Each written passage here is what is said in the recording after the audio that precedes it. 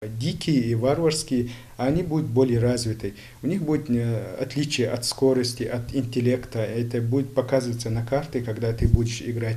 Таких персонажей игральных карт точно никто не видел. Фантастические существа, но уже в ингушских национальных нарядах, адаптированные под наш менталитет, историю и культуру. Работы Башира Евлоева влюбляют в себя с каждым разом все больше и больше. Мой любимый персонаж, он, который бросает бомбы, постоянно какой-то, получается, бомберман.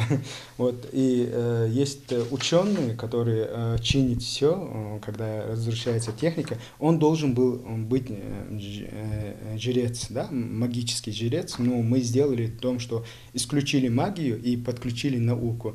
Он будет отвечать за науку, за изобретение. Первый и единственный в Ингушетии комикс вышел в 2018 году и поразил всех, от самого юного читателя до ценителя ингушской литературы. Парень представил свой проект на молодежном форуме Машу и успешно защитил его. Выиграв грант в размере 300 тысяч рублей, мечта его воплотилась в реальность. Цель проста – развить любовь к родному языку и расширить интересы молодежи. Первый проект был направлен на чисто мифологические рассказы ингушских сказок, инарский эпос. А второй был комикс направлен более для младшей аудитории, чтобы они учили ингушский язык, атлас животными.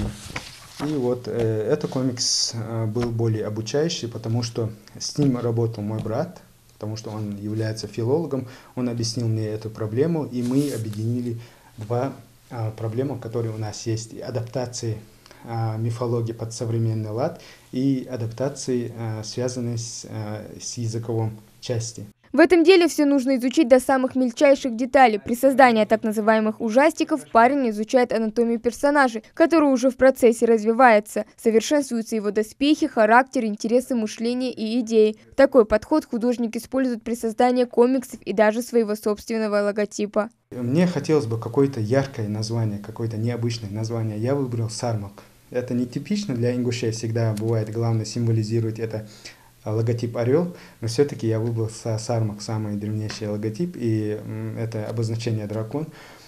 И я показал своему другу, как должна выглядеть логотип, и там за Сармаком мы сделали более связанные с солярным знаком и 3 дракона, которые символизируют солнце. Больше всего времени уходит на вырисовывание деталей и мелочи. На черновые наброски художник тратит не больше 5 минут, а вот полноценный рисунок забирает несколько часов. При этом работа ручным трудом не ограничивается. Сканирование, цветокоррекция и редактирование – все это делается уже на компьютере. Здесь есть слои, можешь исправлять, второстепенно все идет по своему слою, и можешь работать спокойно с компьютером. И исправлять, деформировать объект бывает очень легко, потому что тебе не надо стеркой стирать это все, потому что если тебе не нравится так, ты можешь его включить деформацию и исправить объект, добавить более динамические позы. И из-за этого мне легче работать с компьютером, потому что я сейчас изучаю 3D-программы, где есть лепка, можешь создать трехмерный персонаж. Идей у талантливого художника немало, хотя загадывать наперед Башир не любит, ведь в художественном мире все зависит еще и от вдохновения.